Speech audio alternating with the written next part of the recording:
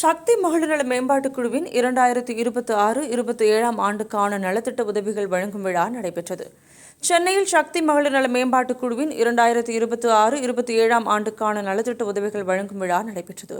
இவ்விழாவில் டி-நகர் சட்டமன்ற உறுப்பினரும் ஊரக வளர்ச்சி மற்றும் நீர்வளத்துறை அமைச்சருமான என். ஆனந்த் கலந்து கொண்டு 3000க்கும் மேற்பட்ட மகளிர் நல மேம்பாட்டுக் குழுவினருக்கு நலத்திட்ட உதவிகள் வழங்கினர்.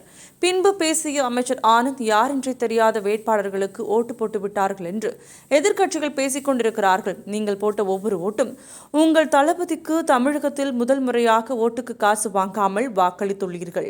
நீங்கள் என்ன நினைத்து ஓட்டு போட்டீர்களோ அதை கண்டிப்பாக நிறைவேற்றுவார் என்றும், இப்போதுதான் படிப்படியாக போதை கடத்தல் குறைக்கப்பட்டுள்ளது. வரும் காலங்களில் முற்றிலுமாக குறைக்கப்படும். ரவுடி, கட்ட பஞ்சாயத்து அனைத்தையும் அடக்கி வைத்துள்ளோம். வரும் காலங்களில் பெண்கள் சுதந்திரமாக பாதுகாப்பாக சென்று வர எல்லா நடவடிக்கைகளும் மேற்கொள்ளப்படும். முதல்வர் கொடுத்த வாக்குறுதிகளை முற்றிலுமாக நிறைவேற்றுவார் என்றும் கூறினார். பின்பு பேசிய நிறுவனர் சக்தீஸ்வரன், நமக்கு உண்மையாகவும் உறுதியாகவும் இருக்கும் ஒவ்வொரு ஆட்சி தமிழகத்தில் நடைபெற்றுக் கொண்டிருக்கிறது. இனிமேல் எல்லாருக்கும் எல்லாம் என்ற அடிப்படையில் எல்லா நலத்திட்டங்களையும் நமது முதல்வர் செய்வார் என்ற நம்பிக்கை எங்களுக்கு உள்ளது என்று கூறினார். நமக்கெல்லாம் குறிப்பாக தாய்மார்களுக்கு செய்து கொண்டிருக்கும்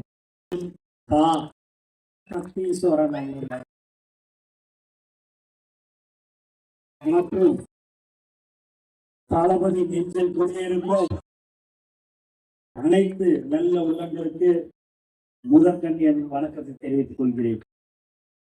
தேர்தலில் நிற்கும் போது தலைவர் தளபதி அவர்கள், மாண்புமிகு தமிழ்நாடு முதலமைச்சர் அவர்கள் எனக்கு டி-நகர் தொகுதியை கொடுத்தாங்க. நான் இப்ப டி-நகர் தொகுதியில நான் தேர்தலில் நிக்கணும்னு வரும்போது, நான் தொகுதியில வரும்போதே இல்ல சக்தீஸ்வரனை பார்த்துட்டீங்களா பாக்குறேன் அப்படின்னு ஒரு 2-3 நாள் ஆச்சு. இன்னும் பார்க்கலையா, நான் பாக்குறேன் அப்படின்னு. அப்புறம் திருப்பி என் கூட ரிட்டையர்லாம் அவர் போய் பார்த்துருந்தோன்னே எல்லாரும் பார்க்க முடிக்கிறாங்க, இன்னும் நம்ம போகாம இருக்கணும் அப்படின்னு. கண்டிப்பா போய் பார்க்கறேன்னு போகலாம் அப்படின்னு. திடீர்னு ஒரு நாள் கிளம்பி நான் உடனே அண்ணனை பார்க்க வந்தேன்.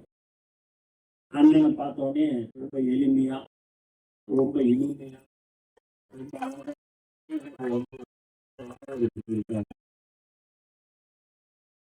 அவர்கிட்ட எல்லாருமே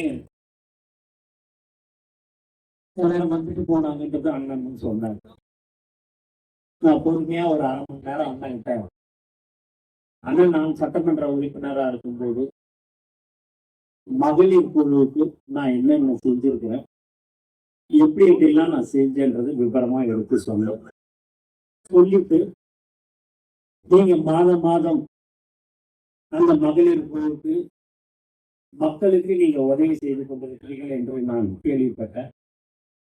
அது கண்டிப்பாக மகளிர் குழுவுக்கு நான் என்னால் முடிந்த அனைத்து உதவிகளையும் நான் கண்டிப்பாக முதலமைச்சர் அவர்களின் அறிவுறுத்தலின்படி